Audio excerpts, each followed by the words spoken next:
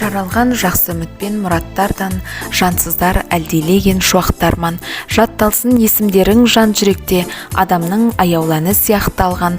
Ұстаздар қандай ғажап халықсыздар, шәкіртке шыңдай биік алыпсыздар, жан біткен жанарына нұр сыйлаған, күндей боп күлімдеген жарықсыздар. Қайырлы күн, құрметті ұстаздар, оқушылар, ата-аналар. Мен номері 66 жалпы орта білім беретін мектебінің өзін-өзі басқару ұйымының ақпарат фракция мүшесі Қарсыбай Жұлдыз Жарқынбекқызы.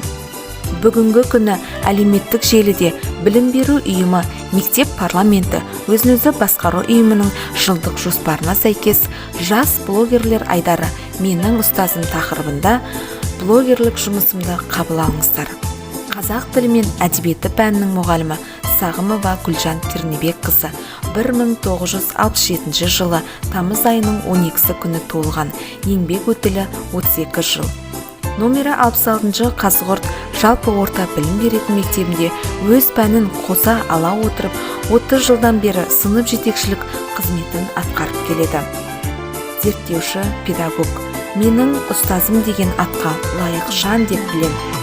Осы күнге дейін алған алғыс хат пен марапаттаулары, жүлделі орындар өте көп. Ақ жүрекпен сезіп ұстаз бақытын, шәкіртімен өткен барлық ғұмыры, сізге арнаймыз тілектің ең жақұтын, даңқыңыздың биік болсын тұғыры. Орындаушы ақпарат фракция мүшесі Қарсыбай Жұлдыз Жарқынбекқызы.